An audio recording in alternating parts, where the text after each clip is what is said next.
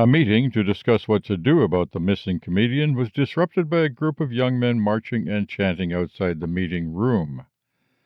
Constables were stationed in public places, carrying clubs.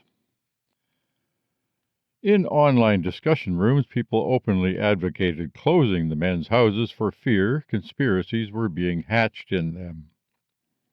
And Erno received another message. This one was from Harry Callahan. Are you watching, Erno?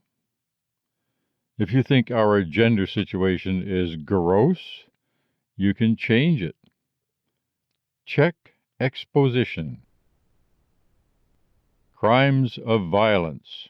The incidence of crimes of violence among cousins is vanishingly small. Colony archives record 8 murders in 60 years.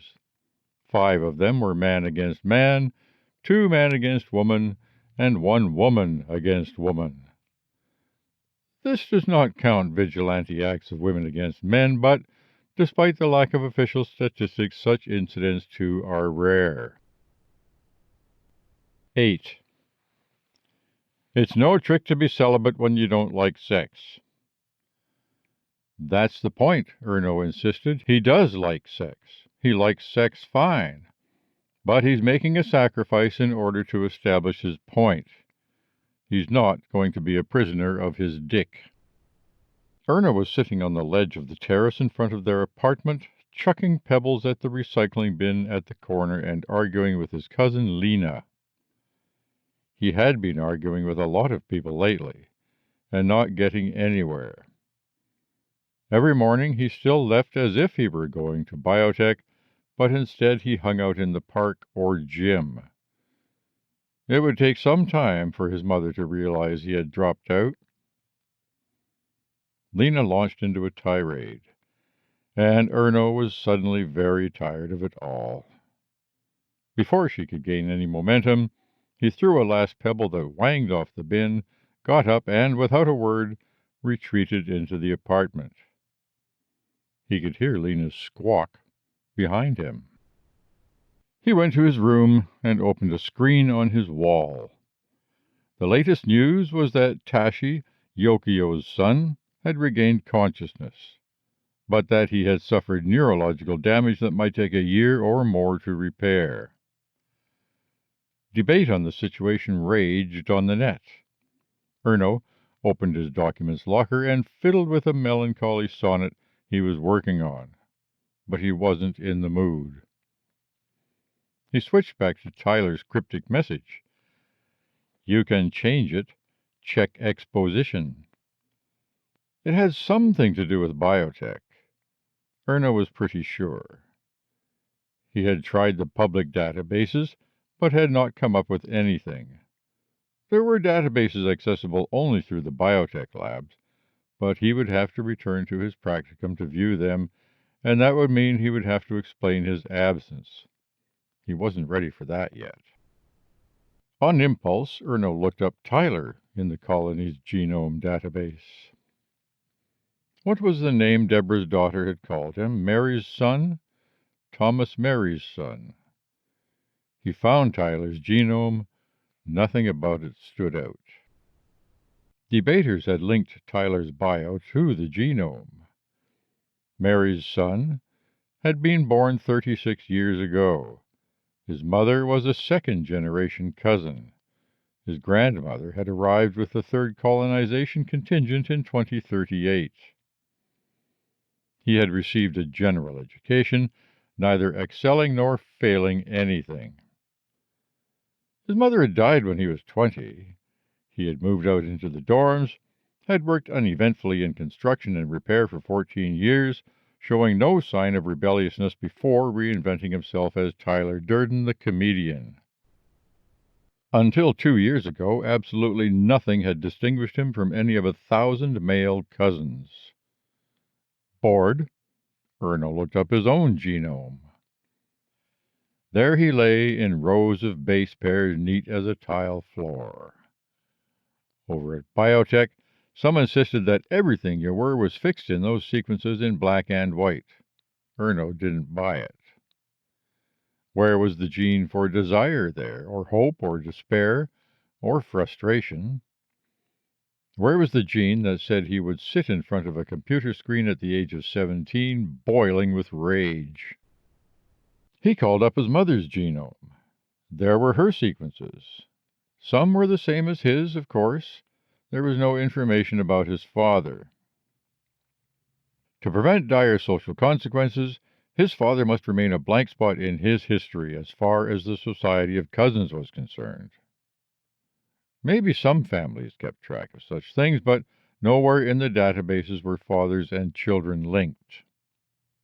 Of course, they couldn't stop him from finding out. He knew others who had done it.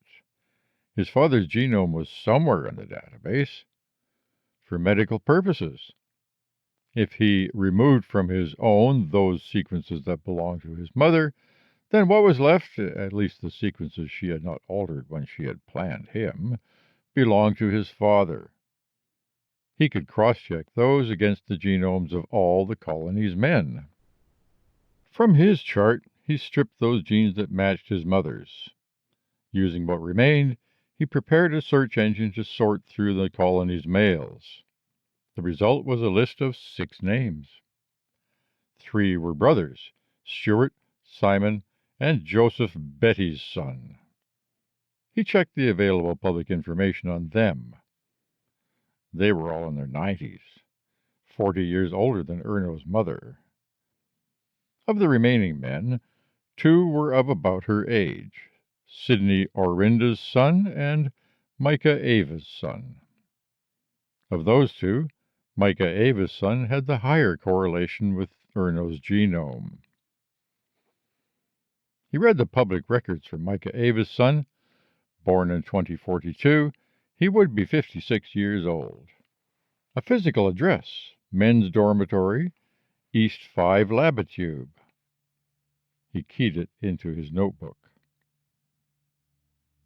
Without knocking, his mother came into the room.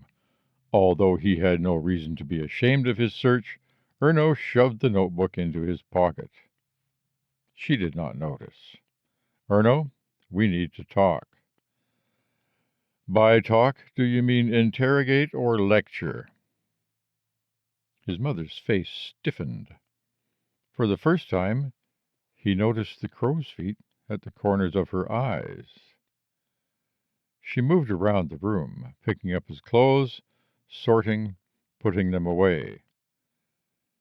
"You should keep your room cleaner. Your room is a reflection of your mind." "Please, Mother." She held one of his shirts to her nose, sniffed, and made a face. "Did I ever tell you about the time I got arrested? I was 13, and Derek Sylviason and I were screwing backstage in the middle of a performance of A Doll's House. We got a little carried away. When Nora opened the door to leave at the end of the second act, she tripped over Derek and me in our second act." "They arrested you? Why?" "The head of the board was a prude. It wouldn't have mattered so much, but A Doll's House was her favorite play." "You and Derek Sylvia's son were lovers?" She sat down on his bed, a meter from him, and leaned forward. "After the paint bombing, Erno, they went back to examine the recordings from the specs of the officers at the oxygen warehouse riot. Who do you suppose, to my surprise, they found there?"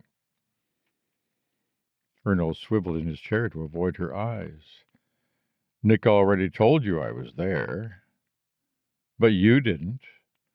Not only were you there, but at one point you were together with Durden." "What was I doing?" "Don't be difficult.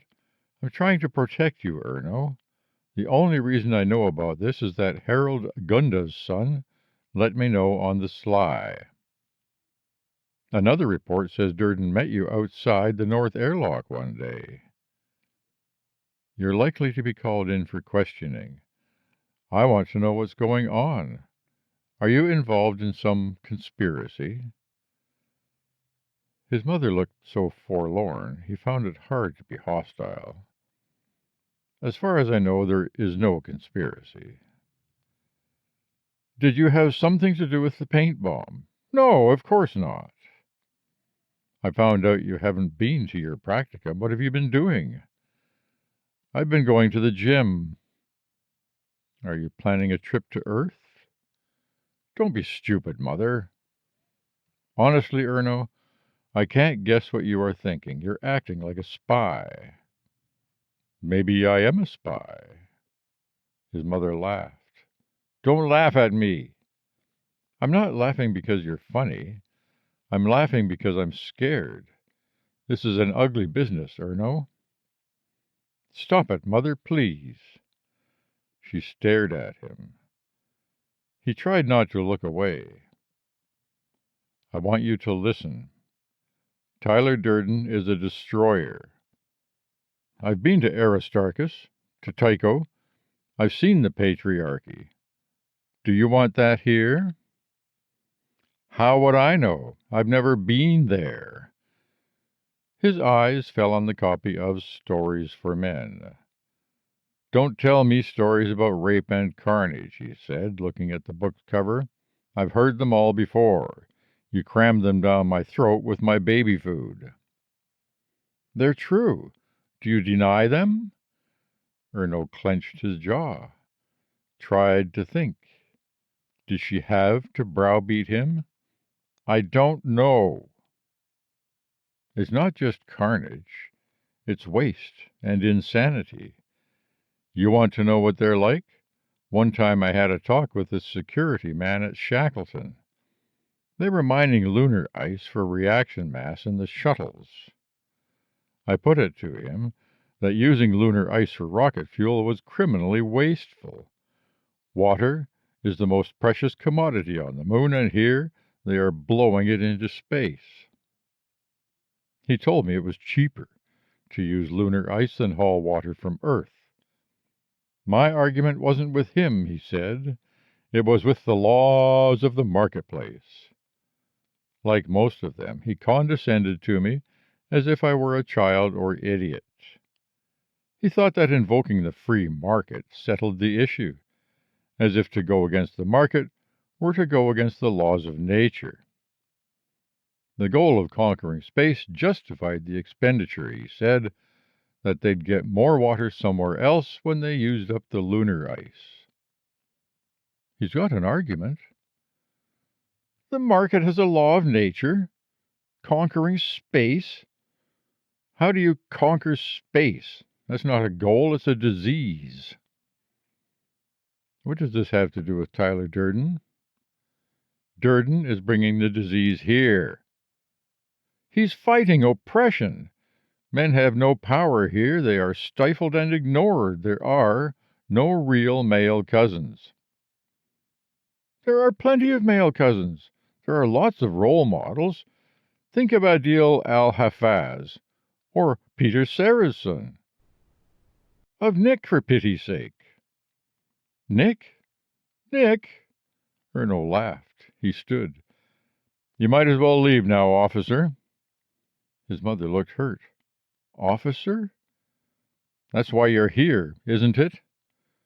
Erno, I know you don't like me. I'm dull and conventional. But being unconventional by itself isn't a virtue. I'm your mother. And you're a cop. That stopped her for a moment. She took a deep breath. I dearly love you, Erno. But if you think... That tone of voice. He'd heard it all his life. All the personal anecdotes are over now. We're done with persuasion, and it's time for you to do what I say. You dearly love nothing, Erno shouted. All you want to do is control me. She started to get up. I've given you every chance. Erno threw Stories for Men at her. His mother flinched, and the book struck her in the chest and fell slowly to the floor. She looked more startled than hurt, watching the book fall, tumbling, leaves open. She looked as if she were trying to understand what it was. But when she faced him again, her eyes clouded. Trembling, livid, she stood and started to speak. Before she could say a word, Erno ran from the room. Property. A man on his own is completely isolated. Other men might be his friends or lovers, but if he has a legal connection to anyone, it is to his mother. Beyond a certain point, property among the cousins is the possession of the community. Private property passes down from woman to woman, but only outside of the second degree of blood relation. A woman never inherits from her biological mother. A woman chooses her friends and mates, and in the event of her death, her property goes to them. If a woman dies without naming an heir, her property goes to the community. A man's property is typically confined to personal possessions. Of course, in most families, he is petted and has access to more resources than any female, but the possessions are gotten for him by his mother or his mate, and they belong to her. What property he might hold beyond that belongs to his mother. If he has no mother, then it belongs to his oldest sister.